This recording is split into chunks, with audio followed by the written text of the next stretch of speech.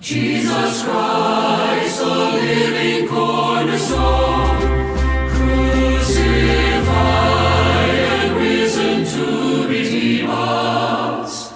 We adore and worship Him alone. 잠언 29장 18절.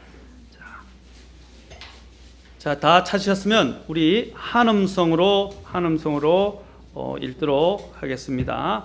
자, 봉독하겠습니다. 시작. 환상 계시가 없는 곳에서는 백성이 망하거니와 법을 지키는 자는 행복하니라. 기도하겠습니다. 하나님, 오늘 시간 주님께서 임재하시고 또 함께 하셔서 하나님께서 오늘 우리에게 주시고자 하는 말씀들을 꼭 일러주시고 깨닫게 해주시고 또 말씀에 따라 살도록 인도해 주옵소서. 생명의 말씀이 여기 있습니다. 주님, 생명의 말씀을 들을 때에 마음을 열고 주의 말씀을 듣게 하옵소서. 모든 것들을 주님께 의탁하고 우리 주 예수님의 귀한 전함을 받들어 기도합나이다. 아멘. 저는 오늘 이 말씀을 가지고 비전을 가지고 도전하는 청소년, 특별히 그리스도인이 되라 라고 제목을 정했습니다. 비전을 가지고 도전하는 청소년 그리고 그리스도인이 되라. 특별히 오늘은 이 청소년 주일로서 청소년들에게 이 비전과 관련해서 좀 강하게 제가 도전을 하고자 합니다. 우리가 여기서 오늘 환상 계시라고 지금 번역되어 있는데 이것은 비전이라고 킹제임스 성경에서는 번역되어 있습니다. 이 비전이라는 것은 우리가 이렇게 주님이 이전에는 앞을 내다보고 또한 어떤 목표를 가지고 나아가는 문제에서 직접적으로 주님께서는 구약에서 주셨습니다. 이제 신약에서는 하나님께서 직접적인 계시는 없어졌습니다. 왜냐하면 성경을 통해서 이루어졌습니다. 이미 모든 계시가 다 끝났습니다. 성경 66권으로 끝났어요. 이제 더 이상 몰몬경이라든지 또 여러분은 여호와의 정인에서 이야기하는 다른 어떤 경전이라든지 다른 계시는 더 없습니다. 오늘날 다른 계시를 이야기하는 것은 다 거짓이에요. 오늘 66권에서 하나님께서는 모든 계시를 마감하셨습니다. 이제 그렇다면 하나님께 계시를 어떻게 주십니까? 이제 이 주신 66권의 성경을 통해서 우리를 조명하시고 또 하나님께서 성령을 통해서 우리로 하여금 그 길을 보게 하시고 또 가게 해 주시는 것입니다. 이런 비전, 이 비전이 없는 삶은 불행입니다. 그것은 마치 목적지도 정하지 않고 정처 없이 떠드는 배와 같습니다. 그리고 비전을 우리는 그려야 합니다. 비전을 그리기 시작할 때 그 비전이 구체화됩니다. 이런 오순절 계통에서는 비전을 내가 꿈꾸는 어떤 내가 하고자 하는 바를 자꾸 그리라고 이야기하고 그것을 위해서 기도하라고 하는데 오늘 말씀드리는 성경이 말씀하시는 비전은 내가 원하는 그 목표, 내가 원하는 바, 어떤 꿈, 그거와는 거리가 멀다는 것입니다. 우리가 하나님 안에서 비전을 세우게 되면 그 비전은 우리 자신을 이끌게 되는 것입니다. 오늘 이전에 좀 그 저자가 굉장히 영적으로 문제가 있는 사람들인데 목적이 이끄는 사람이라는 책이 나와서 센세이셔널하게 온 세계에게 많은 영향을 준 걸로 알고 있는데 여러분 그 사람은 굉장히 문제가 많은 타협주의자이고 배교주의자입니다. 여러분 그 책 읽지 마십시오. 목적을 이끄는 사람. 제목은 참 거창하고 좋습니다. 목적이 이끄는 삶. 그렇죠? 자, 우리가 이런 하나님 앞에서 올바른 목적을 가지는 것은 대단히 중요합니다. 하나님 안에서 비전을 갖는 것도 대단히 중요합니다.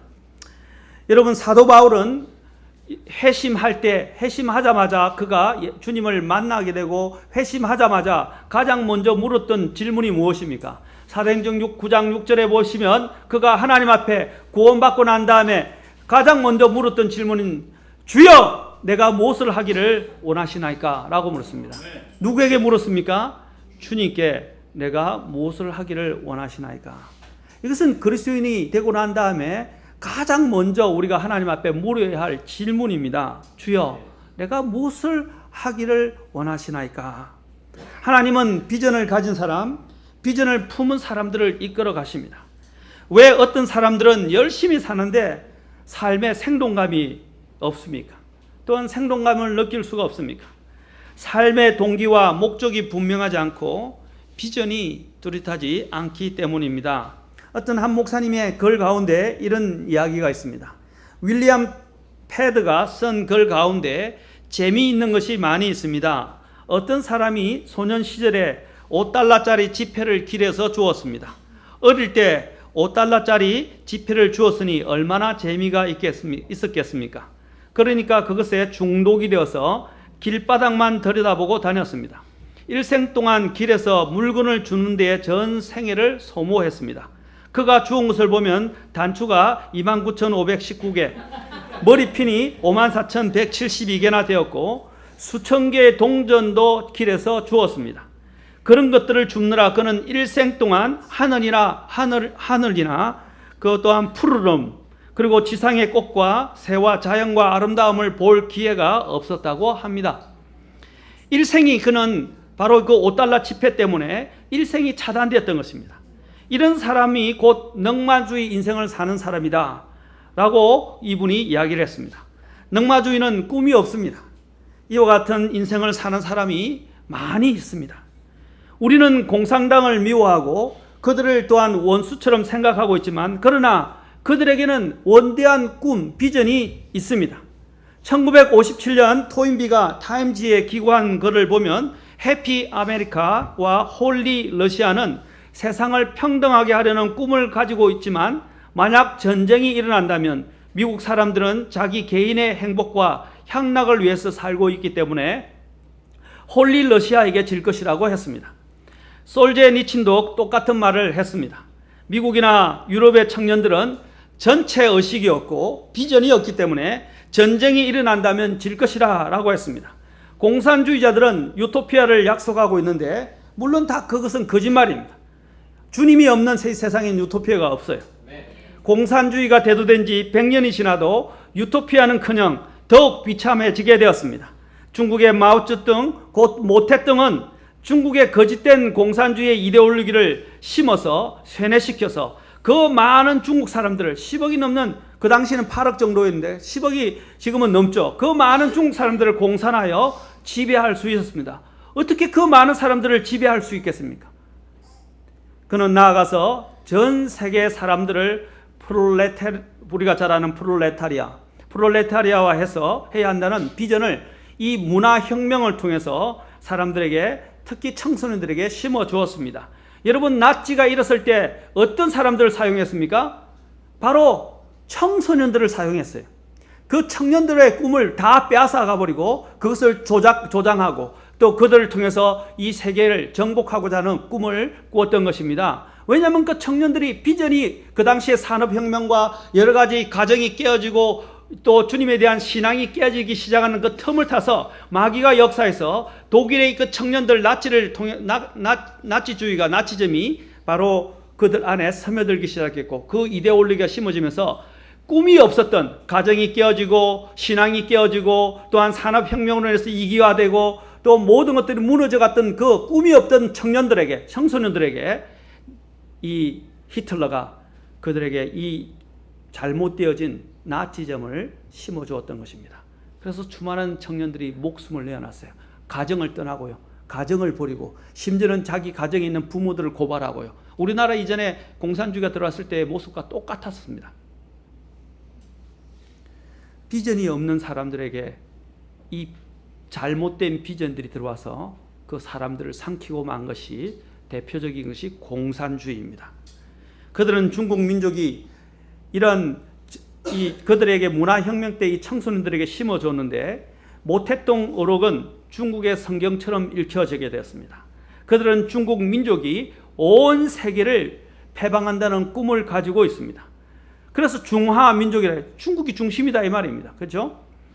지금의 세계 정치 경제가 사회주의화되고 있고요. 전제주의화되고 있고요. 민족주의화되고 있고 또 심지어는 중국화되고 있다는 사실을 여러분 알고 계십니까? 지금 중국의 공산주의에서 조금 더 발달된 것이 사회주의인데 이런 사회주의 형태가 지금 온 세계에 번져가고 있다는 걸 아십니까? 지금 미국도 사회주의화되고 있어요. 지금 경찰 국가를 꿈꾸고 있는 것이 지금 미국이에요. 지금 미국이 옛날에 자유주의 국가가 하나 헌법에 기초된 국가가 아니에요. 지금 미국의 헌법이 다 무너지고 있고요. 오바마 대통령을 통해서 전체적으로 이 문제가 생각보다 심각해지고 있고요. 폭력이 난무하고 동성애가 난무하고 이제는 정부가 무너지게 되고 점점 더 거칠어지면서 상황이 지금 좋지 않은 가운데 가고 있어요. 지금 경찰들이 전신에 군인들처럼 무장을 하고 있어요. 얼마나 지금 위기에 와 있는지 아십니까? 지금 전 세계가 중국을 바라보고 있어요. 중국 중심으로 변화되고 있어요. 제가 몇 가지 예를 들어드리겠습니다. 브릭스라고 알죠? 브릭스가 뭡니까? 브라질, B, 브라질, R, 러시아, I, 인도, 그 다음에 C, 차이나, 그 다음에 S가 나는데 S가 사우스 아프리카를 이야기합니다. 남아프리카. 이것들이 상호 무역과 협력 조약 체결을 하게 되는데 그것이 2002년에 비롯됐어요. 이 브릭스가 등장했는데 그게 중국이 중심이에요. 또한 여러분 우리가 잘 알고 있는 요즘 잘 알고 있는 AIIB라는 것이 있습니다. 요즘 많이 신문에 대비되고 있죠. 뭡니까? 아시아 인프라 투자 은행을 만드는 것입니다. 이 인프라 투자 은행을 주도한 자가 누굽니까? 중국이에요. 근데 중국인데 여러분 이 중국이 주도하면서 추진 중인 국제 금융기관인데 미국 등의 선진국이 주도하던 것들이 IMF라고 우리가 IMF 옛날 시대 사건이 터졌죠. 이 IMF 국제통화기금, 그 다음에 세계은행, 또한 아시아개발은행 등이 있는데 이 모든 것들을 대체하고 보완하고자 하는 목적으로 이것이 창설되기 시작했습니다. 그래서 이제 현재 4월 15일에 보면 57개국이 창단 회원국이 되는데 원래 미국과 함께 IMF를 주도했던 영국이라든지 호주 이런 국가들은 원래 참석을 안 했는데 갑자기 입장을 바꿔서 올해 와서 3월 달부터 시작해서 이제 여러분 영국이 미국을 배신하고요. 중국과 이 은행에 합류하게 됐고요.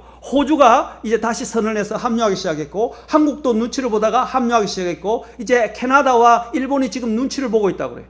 곧 일본도 6월 정도 되면 이 합류를 할 생각하고 있어요. 제가 지금 뭘 말하고자 하냐면 지금 이런 사회주의 중국이 꿈꾸었던 이 이데올로기가 공산주의적 이데올로기가 점점점 이제 더 많은 영향을 전 세계를 지금 미치고 있고 앞으로 여러분 미국 달러가 무너지면 지금 잘하면 위안화와 다시 금본위제로 바뀌게 될 수도 있어요. 시대가 지금 굉장히 위험한 시대에 살고 있어요. 여러분 상상도 못할 일들입니다.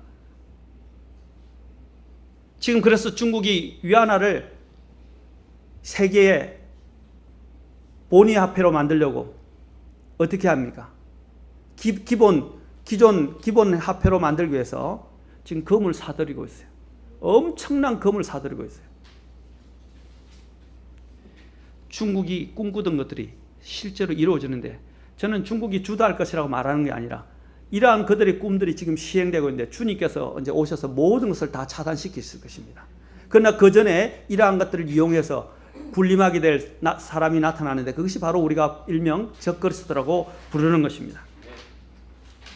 세상이 지금 이렇게 급박하고 돌아가고 있고 많은 사람들이 잘못되어진 꿈에 의해서 움직이고 있는데 특히 이 공산주의가 그들이 꿈꿨던 그 꿈들이 얼마나 놀랍게 꿈꾸고 있습니까? 그런데 문제는 뭐냐면 주님께서 그리스도인들을 부르셨고 그리스도인들에게 이 세상에 대한 복음을 통해서 이 세상을 하나님 앞에서 어떻게 합니까? 정복하고 또한 나아가서 복음을 전하고 이 세상을 또한 하나님 앞에서 데려오는 영혼들을 데려와서 주님이 오실 수 있도록 준비하는 모든 부분에 있어서 하나님께서 비전을 주셨었어요. 그런데 그리스도인의 비전이 어디로 갔습니까? 우리가 예수님을 섬기는 일에 있어서 복음을 선포하는 일에도 철저한 비전과 또한 그 주님에 대해서 미치는 것이 필요해요. 공산주의나 독일 나치나 어떤 이데올로기의 망상에 빠진 사람보다 더한 비전을 가지고 있어야 됩니다. 제가 대학교 다닐 때 데모가 굉장히 심했어요. 그 이전에 선배들이 어떻게 이데올로기에 빠져서 심지어는 분신 자살까지 했어요. 기름을 뒤집어 쓰고 자신에게 불을 지르고 또 심지어는 저 옥상에 올라가서 불을 지르고 뛰어내리고 투신 자살을 하고 이데올로기 때문에 죽었어요. 자신을 구원하지도 못하고 영원히 살리지도 못하는 그 이데올로기에 그들은 목숨을 걸었다 이 말입니다. 그런데 우리는 목숨을 걸 만한 충분한 진리가 있고 예수님이 계십니다. 그런데 우리 청년들이 주님을 위해서 목숨을 안 걸어요. 주님을 섬기는 일과 이 귀한 생명의 복음을 전하는 일에 목숨을 걸지 않아요. 사도 베드로가 성령님으로 충만함을 입고 모세와 많은 대언자들이 꿈이 예수님 안에서 이루어지게 될 때 얼마나 놀라운 일들이 일어났습니까? 특히 베드로가 성령으로 충만했을 때 오순절 때 3,000명이 바로 그 자리에서 회심을 했습니다. 위대한 꿈과 전 인류가 바라보았던 꿈, 모든 종교가 쳐다보았던 꿈, 모든 정치가가 또한 기다리던 꿈, 인류 전체 역사가 한 방향으로 바라보았던 그 꿈인 메시아이신 예수님이 2000년 전에 나타나셨어요.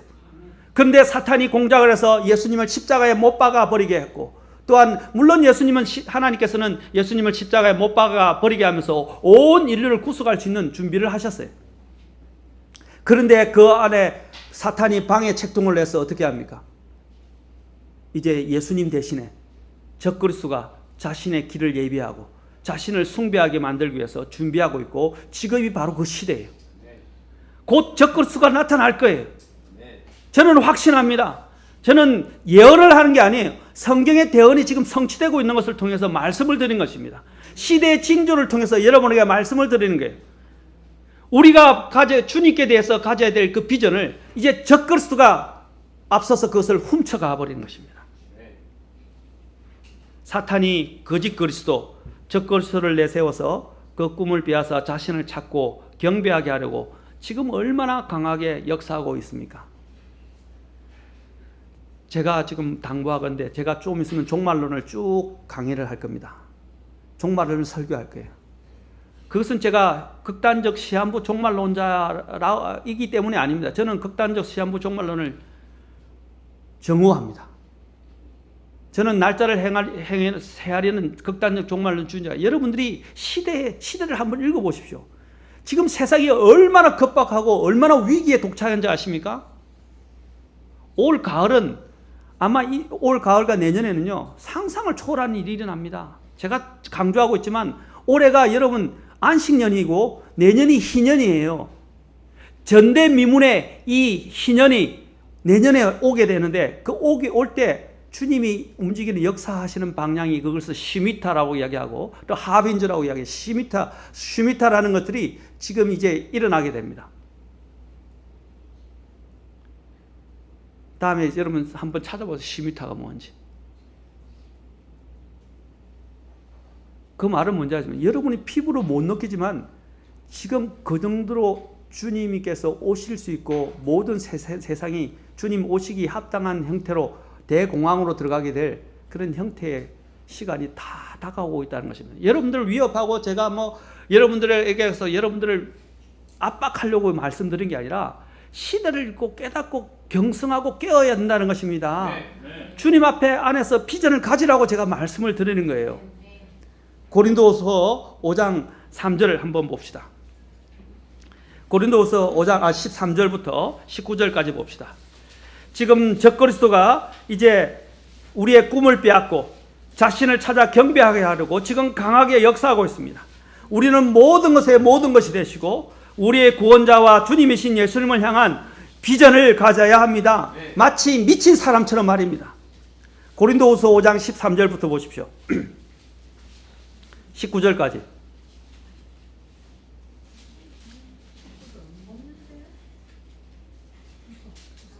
고린도후서, 제가 그렇게 이야기하면 잠깐 겁이 많이 나요.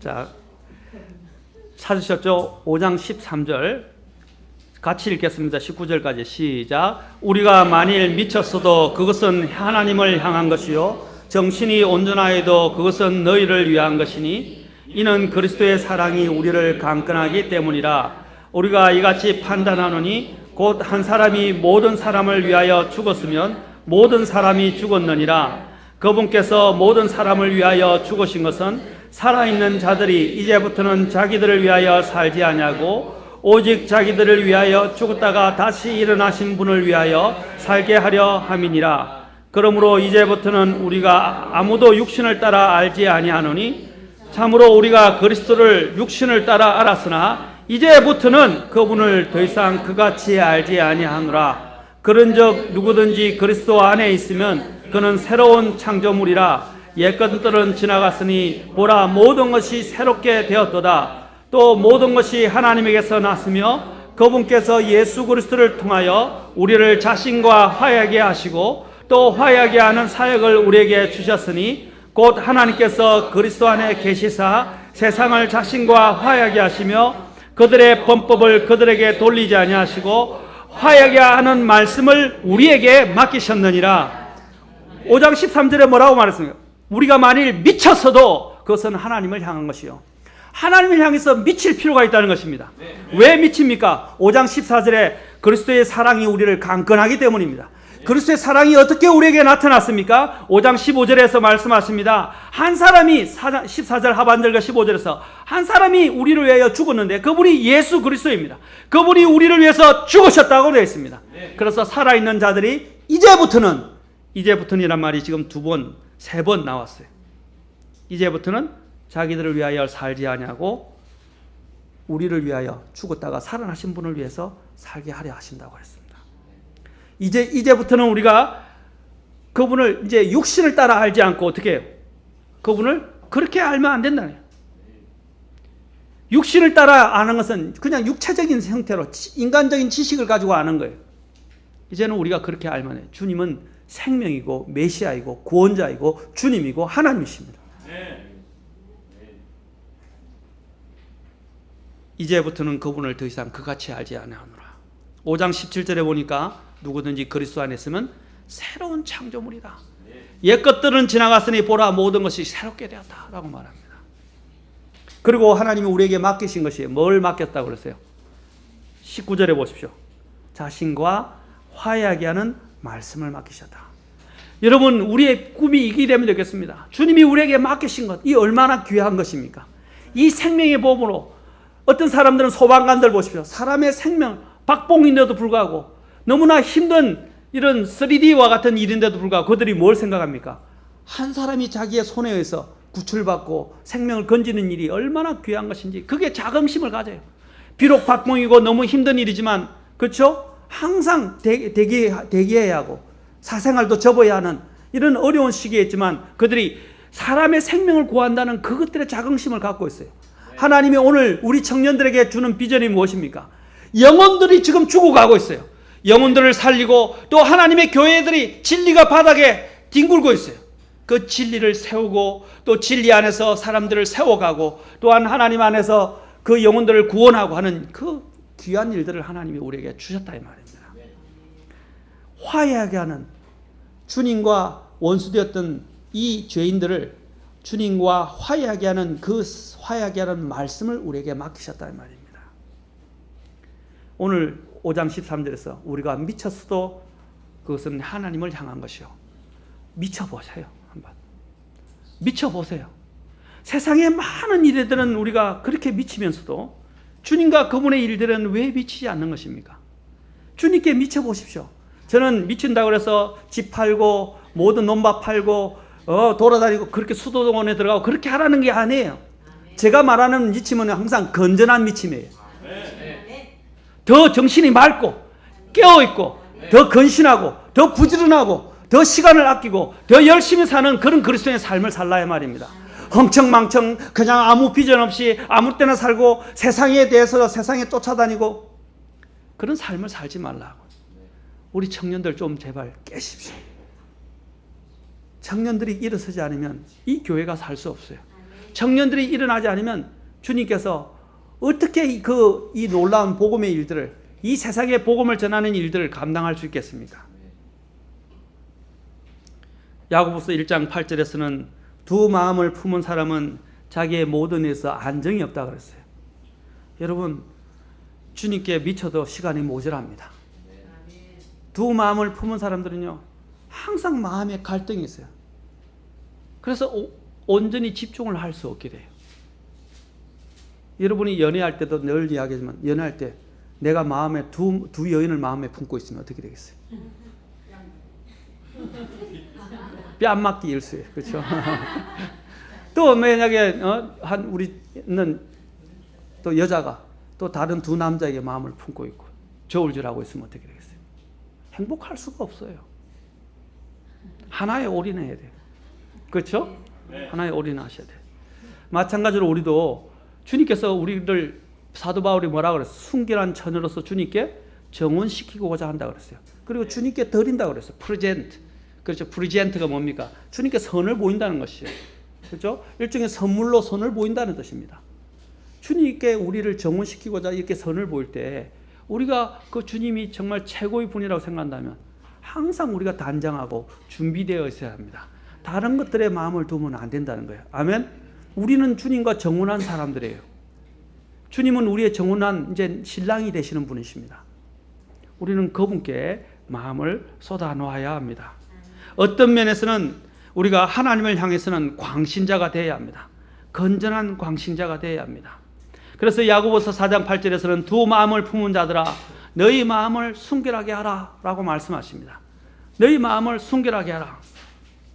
여러분 어떤 그룹에 이 핵심적인 사람들을 보면 자신들의 어떤 이런 그룹에 모임에 미친 사람들입니다. 회사든 보험회사이든 사업이든 전문가라는 이 말이 우리가 요즘 매니아라는 말로 바꿔서 많이 쓰고 있습니다. 원래 마니아가 맞다고 그러다가 마니아가 표준적으로 그럼 매니아라고 주로 사용하는데 이 매니아라고 하는데 매니아란 말이 뭡니까? 어떤 한 가지 일에 몹시 열중하거나 그 일에 빠진 것을 말하는 것입니다. 그렇죠? 매니악이라고 이야기하죠. 그 일들에 빠지는 거예요. 저는 여러분들이 좀 이 세상보다도 우리 주님께 좀 마니아가 되면 좋겠어요. 그렇죠? 주님께 마니아, 그 주님께 완전히 빠진 사람들이 되면 좋겠습니다. 주님 위에는 안 보이면 좋겠어요. 저도 우리 사람과 연애할 때 다른 사람들 눈에 안 보였어요. 여러분 연애할 때 기억나시죠? 우리 이렇게 형제님들 보니까 자매님과 결혼하려고 그렇게 순진해 보이던 말도 없는 사람이, 그렇죠? 숙기가 없던 사람이 그래 쫓아다니면서 결혼하자고 했다는 이야기들을 제가 들었어요. 보십시오. 눈에 보이는 게 없어요. 그것밖에 안 보여요. 그 사람 없으면 못 살 것 같아요. 맞습니까? 우리도 마찬가지로 우리 주님과 정혼했어요. 주님 외에는 안 보여야 돼요. 그것이 우리의 비전이 되어야 합니다. 우리 주님이 최고입니다. 우리 주님이 최고의 영웅입니다. 그런 확신과 마인드를 가져야 합니다. 주님이 최고가 아니기 때문에 우리는 다른 꿈을 꾸는 것이고 다른 비전을 갖게 되는 것입니다. 그리스도인들이 그리스도 안에서 비전을 갖고 나아가야 하는 또 다른 이유는 오늘날처럼 교묘하게 우리를 속이려는 많은 적들이 있기 때문입니다. 많은 유혹거리들이 존재하기 때문입니다. 마태복음 24장 3절과 4절에 보면 제자들이 주님께 물었어요. 주께서 오시는 때의 표적과 세상 끝의 표적이 무엇입니까? 라고 물었어요. 예수님이 재림하시는 표적이 뭐냐고 물었어요. 그래서 주님이 뭐라고 제일 먼저 답변하신 줄 아세요? 제일 첫 마디가 주님이 이 말씀이었어요. 아무도 너희를 속이지 못하게 하라. 주님의 첫 말씀이 뭐라고요? 아무도 너희를 속이지 못하게 하라는 것이었습니다. 거짓 대언과 거짓 가르침과 자기 기만과 갖가지 영적이고 양심적인 속임수가 난무합니다. 진리 안에 확고하게 서 있지 않으면, 그리고 하나님 안에서 분명한 비전을 갖고 있지 않으면 모든 삶의 것들이 흐트러지고 영원히 남는 것은 없게 될 것입니다. 사탄의 전략은 더욱더 치밀해지고 정교해지고 있고 고도의 전술을 사용하고 있습니다. 마지막 때에는 총칼과 위협 대신에 내적으로는 정욕을 부추기고 외적으로는 유혹거리와 문화라는 이름으로 문화라는 이 무기를 휘두른다는 것입니다. 여러분 사도행전 보면 사탄의 전술 전략을 우리는 알 수 있어요. 사탄의 처음에 보니까 어떻게 해요? 사탄이 여러 가지 특히 3장 4장에 4장 5장을 보면 어떻게 해요? 실제로 생명을 위협합니다. 복음을 못 전하게 위협을 해요. 살기가 등등해서. 그리고 또한 어떻게 합니까? 사도행전 12장에 보면 또한 사람들을 죽이려고, 그렇죠? 먼저 지도자를 죽였어요. 야고보를 죽였어요. 베드로도 죽이려고 가두어 놨습니다. 근데 또 사도행전 5장에 보면 사탄은 또 어떻게 해요? 교묘한 방법으로 아나니아와 삽비라를 통해서 주님께 거짓말하게 하고, 그렇죠? 온 교회를 부정한 형태로 만들어 가려고 작정을 해서 그들을 사주합니다. 그래서 아나니아에게 뭐라고 해요? 사탄이 너에게 가득 찼다고 이야기합니다. 그래서 하나님께 거짓말했다고 말하고 있어요. 사탄이 이런 두 얼굴을 한편으로는 위협을 하면서 또 한편은 꼭 공산주의와 같아요. 하나는 뭡니까? 유화 정책을 취하면서 지금 북한이 그러잖아요. 또 한쪽은 어떻게 해요? 포를 쏘고, 그렇죠? 또 전쟁을 일으키고 또 미사일로 위협하고, 두 가지 정책을 쓰는 것 사탄이 하는 정책이에요. 공산주의가 하는 것들이 사탄이 사실 사용하던 거예요. 오늘은 특별히 더 무서운 것이 유혹거리와 문화라는 것들을 가지고, 무기를 가지고 휘두른다는 것입니다. 하루라도 우리는 오늘 핸드폰을 놓지 않으면 안 됩니다. 하루라도 인터넷이나 TV나 라디오나 MP3를 사용하지 않으면 못 사는 것처럼, 미쳐버릴 것처럼 되었습니다. 단적으로 TV만 봐도 TV에서 쏟아내는 엄청나게 가정한 것들과 더러운 것들과 선정적인 것들로 가득 차 있습니다. 얼마나 성적으로 타락해가는지, 타락해가는 문화인지 우리는 알 수 있습니다. 오늘날 이야기하는 걸그룹들 보십시오. 오늘날 이야기하는 영화와 연극들을 보십시오. 영화 장면 중에 건전한 게 몇 개나 되는가? 폭력성이 난무하고, 욕설이 난무하고, 선정적인 것들이 난무하고, 주님과는 전혀 관련이 없어요. 잔인한 장면들로 가득하고, 심지어는 게임들도, 옛날에는 게임이 다 흑백이었는데 요즘은 게임이 다 컬러예요. 그런데 피가 흘리는데 피가 낭자예요. 애들이 그 피를 보고 자면 어떻게 되겠어요? 난폭해집니다. 이 심리적으로 굉장한 잘못된 영향을 받게 되어 있어요. 잔인한 장면을 봐도 무감각해지게 돼요. 너무나 많이 봐왔기 때문에 이제는 그것이 그들에게는 어떤 마음에 이런 혐오감을 일으키거나 두려움을 가져오지 않습니다. 그것들에 노출된 사람들은 사탄의 사주를 받게 돼요. 실제로 옛날 던전 앤 드래곤이라는 게임이 있었는데, 그 게임이 나와서 했던 실제로 제 안에 사례집이 있어요. 미국에서. 그 게임에 몰두했던 애들이 모여서 같이 노는데 갑자기 한 아이가 한청을 듣는 거예요. 너 옆에 있는 친구를 죽이라. 그래, 친구들을 다 전부 사주하라. 그래가지고 한 아이가 음성을 듣는다고 우리 같이 친구를 죽이자. 놀이로. 그래서 친구를 죽인, 그 환청을 한 아이를 살펴보니까 던전 앤 드래곤의 게임에 빠져있던 애. 요번에 총기를 사용해서 예비군 훈련 때 죽였던 사람들 여러분 신문에 보셨어요? 게임에 빠졌다라는 이야기가 지금 대두되고 있어요. 그래서 경찰이 실마리를 못 찾고 딴 데다 찾는다고 지금 또 그런 이야기도 나오는데, 게임 때문에 이런 일이 났다고 생각까지 하고 있어요. 사실 그런 영향도 커요. 이 세상에 이러한 문화적인 것을 가지고 우리의 믿음을 파괴하고, 우리로 하여금 하나님에 대한 꿈을 빼앗아버리고 비전을 빼앗아가려고 사탄이 교묘하게 지금 역사하고 있다는 것을 기억해야 합니다.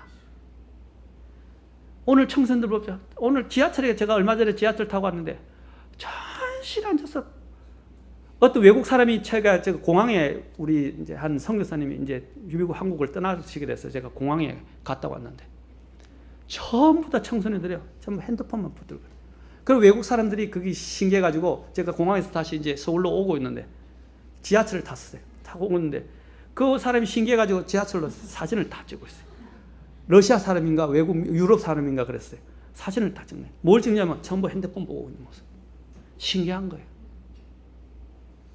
얼마나 핸드폰에 중독된지를 알 수 있어요. 핸드폰을 손에서 못 놔요. 핸드폰은 못 살아요. 아마 핸드폰 뺐으면 자살한다고 할지도 모르겠어요. 그 정도로 심각합니다.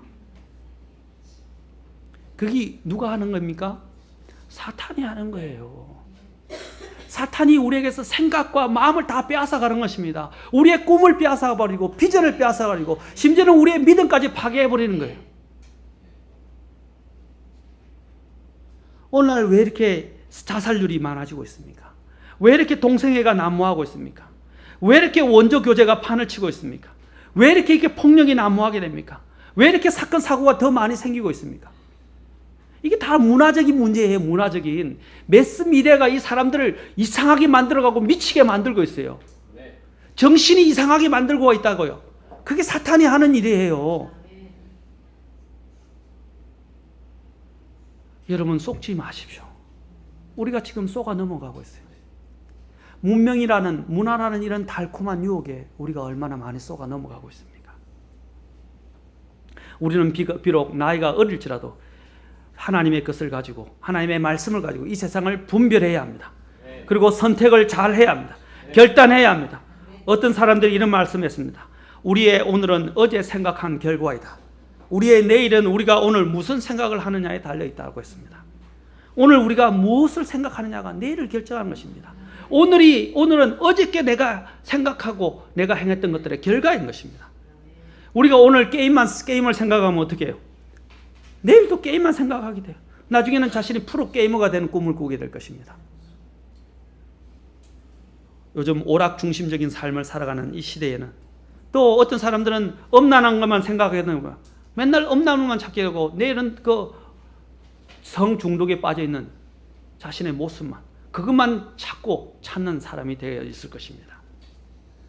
여러분, 이런 중독에 빠진 사람들은 자기 자신뿐 아니라 내 가족과 다른 사람의 인생까지 파괴하고 파렴치한 사람으로 만들어버립니다.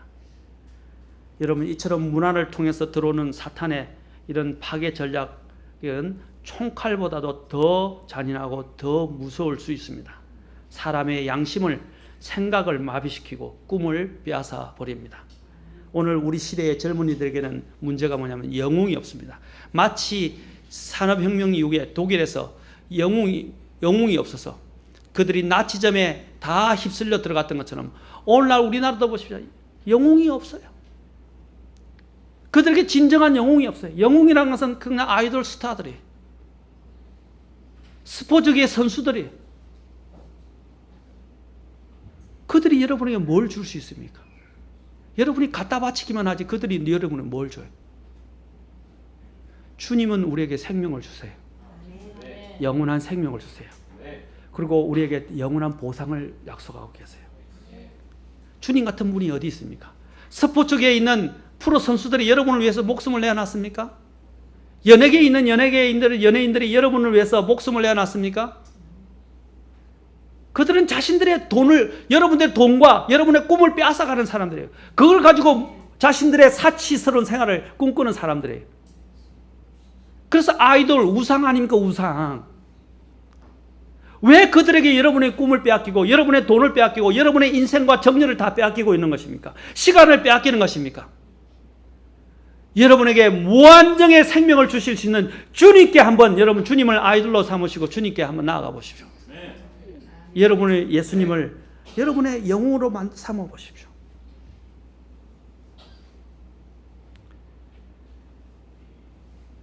많은 오늘 청소년들 중에 예수님이 없고 또 예수님을 추구하는 신앙, 믿음의 영웅들이 그들 마음속에 없어요. 저는 여러분들에게 도전하고 싶어요. 오늘 청년들 특별히 제가 말씀드리겠는데, 제발 여기에 있는 우리 믿음의 선배들의 전기집을 좀 읽어보세요. 허더슨 테일러, 짐 엘리엇부터 시작해서 데이비드 브레이드너부터 시작해서 쭉 있는 윌리엄 캐리 전기집을 한번 읽어보세요. 그러면 여러분의 마음이 막 하나님에 대한 열정으로 막 불타오르게 됩니다. 다른 책이 안 읽으면요, 전기집을 한번 읽어보세요. 여러분의 속이 막 영혼에 대한 하나님의 복음으로 인한 막 열망이 타오르게 돼요. 여러분이 무엇을 보는가가 여러분의 이 인생의 방향을 결정합니다. 여러분이 그런 책을 소중히 읽어보십시오. 철로육정을 한번 읽어보세요. 읽어봤습니까? 왜 그리스도인들이 읽어야 될 것들을 안 읽고 엉뚱한 잡지책, 만화책, 다른 것들에 이렇게 귀를 기울이십니까? 물론 우리가 좀 마음의 여유를 갖고 있어 한 번씩 이렇게 양서들이나 이런 것들 읽을 수 있어요. 그렇죠? 코미디 프로도 한번 볼 수 있고요. 그렇죠? 요즘 코미디 프로 볼 거 없어요. 이상한 말장난만 하고요. 미쳤어요. 정말. 네?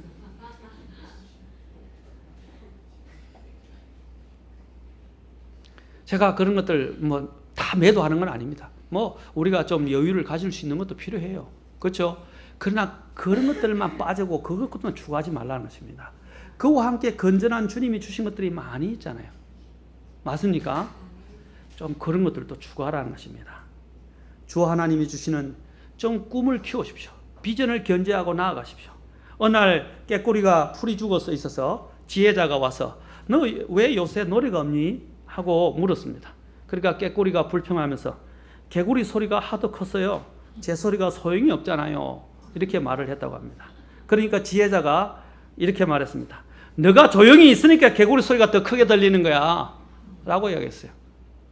조용히 자신이 다른 소리에 자꾸 귀를 기울이고 기운이 죽으면 안 돼요. 세상의 소리가 아무리 크게 울려도 우리가 주님의 소리를 갖고 계속 소리를 내면 점점 더 사람이 붙게 돼 있어요. 그리고 그 소리가 커지게 들리게 돼 있어요. 그렇죠? 기도하는데 다른 사람이 기도 때문에 기도를 못하고 그럼 내가 크게 기도해요. 그렇죠? 그러면 안 들려요. 다른 사람 핑계 대지 마세요. 정말 내 목소리를 주님 앞에 놓치고 갖고 정말 내 목청을 높여서 우리 주님을 외칠 필요가 있습니다. 이 세상에서 이 세상의 유혹거리에서 잠식당하지 마십시오. 사탄의 유혹거리와 사탄의 또한 이런 많은 이런 전략 전술에 의해서 잠식당하지 마십시오.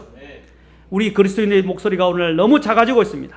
하나님의 이름을 빙자해서 자신의 영달을 깨하는 설교꾼들이 있고 또한 거짓 목자들이 있고 거짓 교사들이 난무하고 있습니다. 하나님을 이용하는 사람들이 있고 또 하나님을 알라딘의 램프의 진이로 이용하는 사람들이 있고 세상의 소리에 의해서 죽어 있거나 주눅들거나 세상과 동화된 그리스도인들이 있고 또 그리스도인 청년들이 참담한 모습을 하며 살아가는 모습을 볼 때 너무 안타깝습니다. 오늘 이 깨꼬리의 예화가 우리에게 그 사실을 잘 반영해 주고 있습니다. 세상이 악하다고 칭문만 하거나 불평만 하는 것은 바람직하지 않을 것입니다. 저는 여러분들이 우리나라가 동성애가 위험하다라고 이야기하는데 동성애에 대해서 우리가 목소리를 높여서 하나하나 같이 투표를 하고 이 우리의 소리를 알려야 된다는데 그런데 좀 참여하세요. 연예인들 투표하는 데는 투표하는 데는 가지 마시고 가수 1위를 뽑는 데 투표하지 마시고 우리 교회는 그런 사람 없어요. 제가 알고 있어요.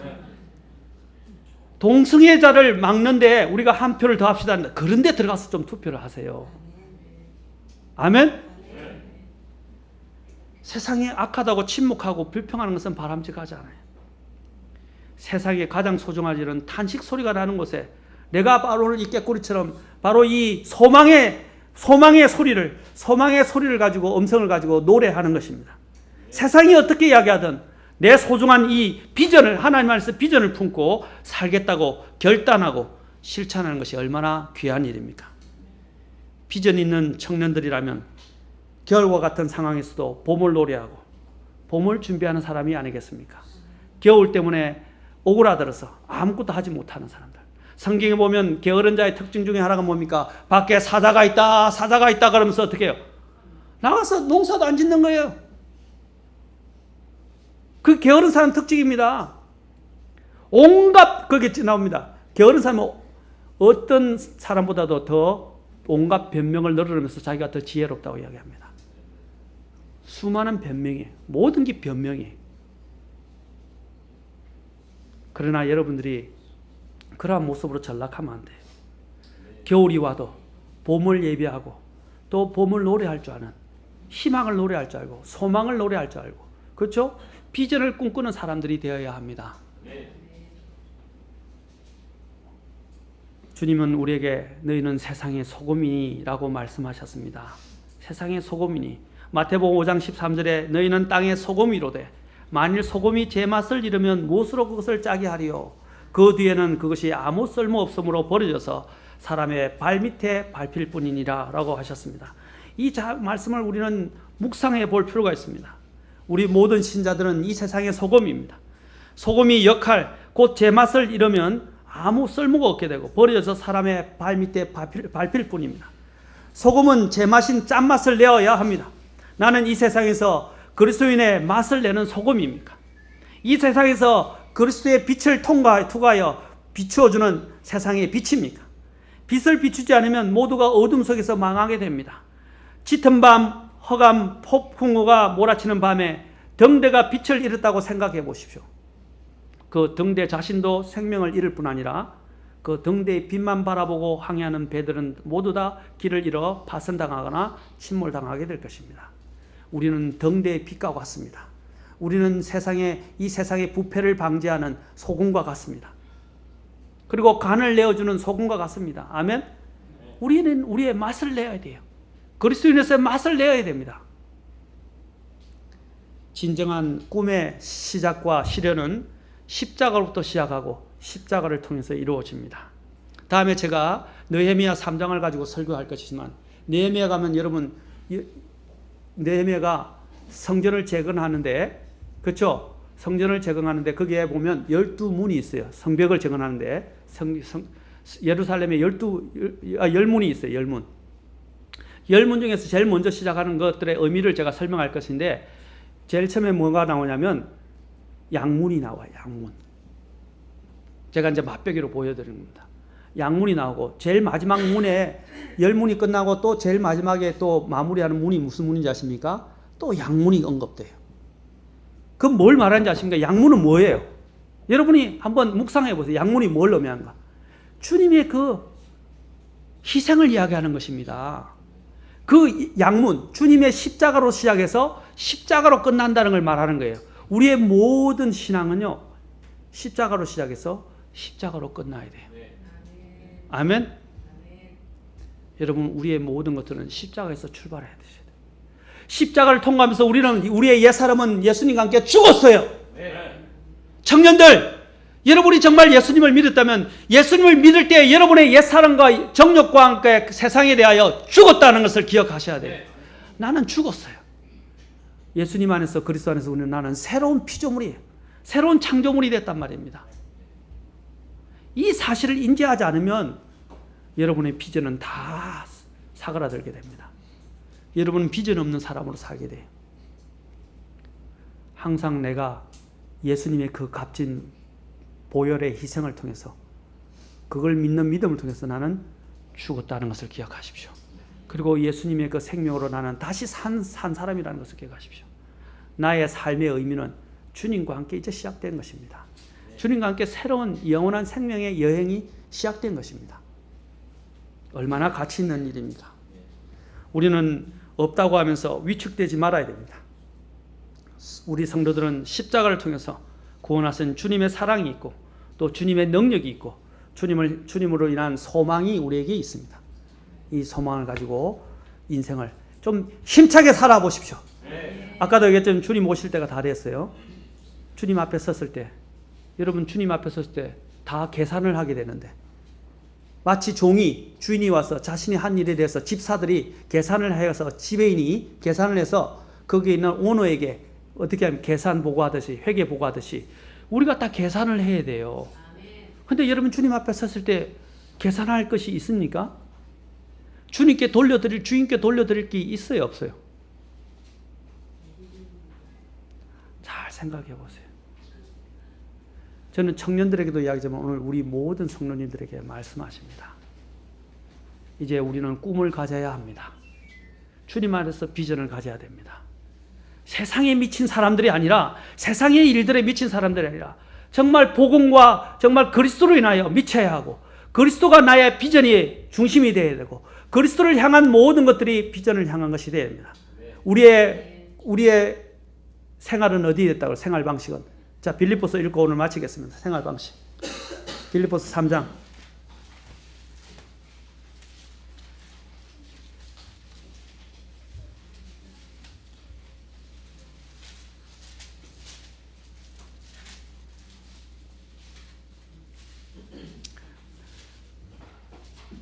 자, 빌립보서 3장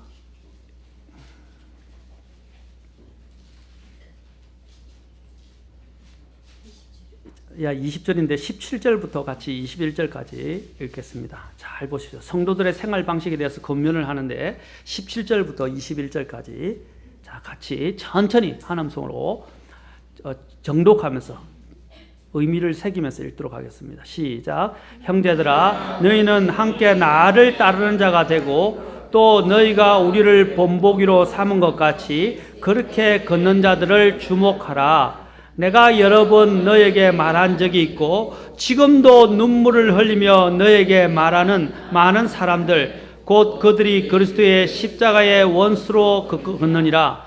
그들의 마지막은 파멸이요, 그들의 하나님은 그들의 배요, 그들의 영광은 그들의 수치스러운 일에 있고 그들은 땅의 일들을 생각하느니라. 우리의 생활 방식은 하늘에 있으며 거기로부터 또한 우리의 구원자 주 예수 그리스도를 기다리노니 그분께서는 모든 것을 자기에게 복종시킬 때 사용하는 능력을 발휘하사 우리의 천한 몸을 변화시켜 자신의 영광스러운 몸과 같게 만드시리라. 아멘. 20절에서 우리의 생활 방식은 어디에 있다고 그랬어요? 하늘에 있다고 그랬어요. 그리고 거기로부터 오는 우리 구원자 주 예수 그리스도를 어떻게 했어요? 기다리게 한다 그랬어요. 사랑하는 성도 여러분, 우리의 비전은 누구입니까? 예수님입니다. 우리의 비전은 어디에 있습니까? 하늘에 속한 것입니다. 아멘. 우리의 생활 방식은 하늘에 있어요. 그 방식을 따라 사는 것이 영원히 남는 것입니다. 이 세상에 사라질 것들 때문에 너무 분주하지 마시고 여러분의 꿈을 빼앗기지 마시고 하나님을 향한 비전을 가지려. 비전이 뭐 보는 거 아닙니까? 비전. 보는 거 아닙니까? 하늘을 바라보라 말입니다. 멀리 내다볼 줄 아는 사람. 그렇죠? 멀리 내다볼. 하늘을 바라보면서 또 하늘로부터 내려오실 우리 주님을 바라보면서 인생을 계획하시고 그 안에서 가치 있는 의미 있는 영원히 남는 인생을 세울 수 있기를 바라고 주님 앞에 섰을 때 칭찬받는 저와 여러분이 되기를 간절히 기도합니다. 기도 일어나시겠습니다.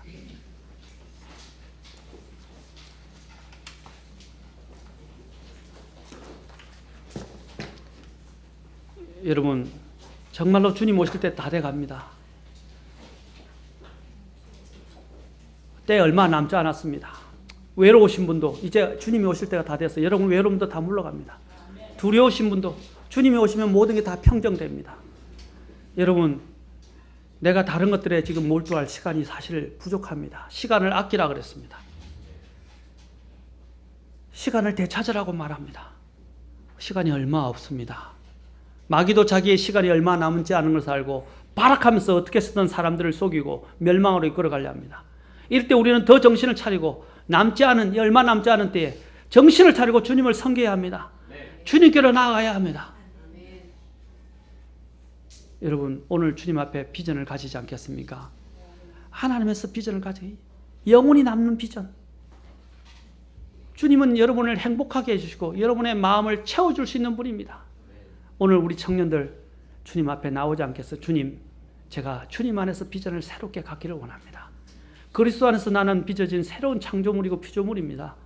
주님 이제 모든 것이 새롭게 되었습니다. 이제 주님 안에서 이 비전을 갖고 주님 안에서 결단하고 주님을 위해서 살겠습니다. 주님 제게 꿈을 주십시오. 사도 바울이 고백한 것처럼 내가 무엇을 하기를 원하십니까? 라고 물었던 것처럼 오늘 주님한테 묻겠지 않겠습니까? 주님 제가 무엇을 하기를 원하십니까? 세상의 것들에 내 비전과 꿈을 내 정열과 시간을 빼앗기지 않고 주님께 내 정열과 시간과 모든 꿈을 쏟아부을 수 있도록 제 꿈을 주시고 비전을 세워주시고 그 비전을 쫓게 해달라고 기도하지 않겠습니까? 오늘 주님의 부르심에 나오십시오. 오늘 예수님을 만나지 못한 분이 있다면 예수님을 먼저 만나십시오. 그래야 여러분의 진정한 목적과 삶의 의미를 발견할 수 있습니다. 그리고 예수님을 만난 분이더라면 여러분의 비전을 사탄에게 빼앗기지 마시고 확고히 세워서 주님 안에서 이 비전을 성취할 수 있기를 바랍니다. 기도하시겠습니다.